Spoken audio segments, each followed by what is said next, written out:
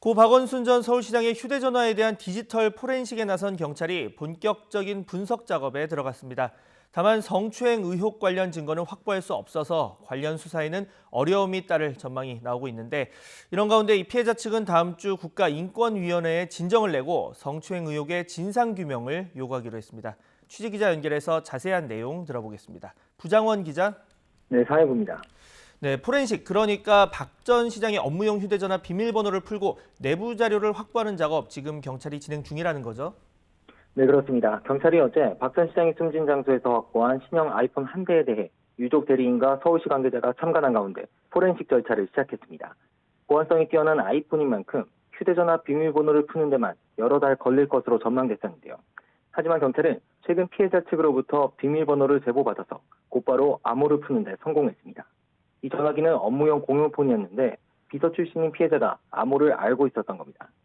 포렌식은 일반적으로 휴대전화 속 정보를 원본 그대로 옮기는 이미지 작업 이후 사건 정보를 추출하는 선별 절차 순으로 진행되는데요. 경찰 관계자는 이미징 작업은 이미 마쳤고 선별 절차 등을 거쳐 자료를 확보한 뒤 수사를 진행하겠다고 설명했습니다. 그런데 이 포렌식 절차를 거쳐서 관련 자료를 복원해도 막상 성추행 사건 수사에는 활용할 수 없다고 하는데 어떤 이유입니까? 네, 이 휴대전화는 박 전 시장의 생전 행적이 고스란히 담겨 있어서 각종 의혹을 규명할 결정적 단서로 꼽혀왔는데요. 하지만 이번 포렌식 조사의 범위가 사망 경위를 밝히는 데 한정돼 있기 때문에 다른 사건 수사에는 활용할 수가 없습니다. 성추행이나 피소사실 유출 의혹 등과 관련한 자료까지 확보하려면 별도로 압수수색 영장을 발부받아야 하는데요. 그래서 경찰이 성추행 사건 관련 내용도 볼 수 있게 해달라며 그제 압수수색 영장을 신청했었는데 법원에서 기각됐습니다. 경찰은 영장 재신청을 검토하겠다는 입장인데 당사자인 박 전 시장이 숨진 만큼 의혹을 규명하기는 어려워진 상황입니다.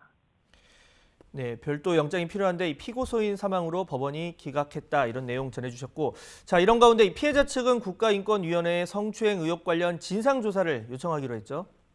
네, 피해자 A 측은 어제 기자회견에서 다음 주 중 국가인권위원회에 진정을 내겠다고 밝혔습니다. 박원순 전 시장이 숨지면서 성추행 사건에 대한 수사가 어려워졌기 때문에 다른 국가기관에 진상조사를 요청하겠다는 겁니다. 성추행 피해 발생과 그 사실이 묵살된 경위가 조사 대상이 될 전망인데요.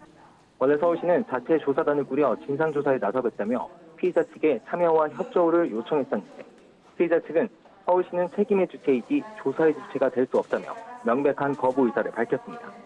서울시 관계자들이 피해자의 지속적인 고충 호소를 묵인해왔던 만큼 조사가 이뤄지더라도 진실성을 믿기 어렵다는 겁니다.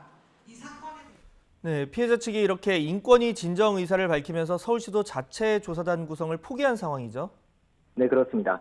서울시는 어제 피해자 측 기자회견 직후 성명을 내고 애초에 진상조사단 구성을 포기한다고 밝혔습니다. 서울시 현직 공무원들이 조사 대상인 만큼 조사의 공정성이나 중립성을 믿기 어렵다는 피해자 측 우려를 받아들인 건데요. 대신 피해자 측이 인권위 진정을 통해 조사를 의뢰할 경우 조사에 적극 협조하고 현재 진행 중인 경찰과 검찰 수사에도 적극 임하겠다고 설명했습니다. 이런 가운데 여성가족부도 다음 주 서울시에 대한 현장 점검에 나서기로 했는데요. 서울시가 성희롱과 성폭력 방지 조치를 제대로 이행했는지, 그리고 직장 내 고충 처리와 상담 시스템은 어떤지 등을 살필 계획입니다. 하지만 점검에서 문제가 드러나도 여성가족부가 직접 징계를 할 수는 없기 때문에 실효성이 있겠느냐는 지적도 나옵니다. 지금까지 사회부에서 YTN 부장원입니다.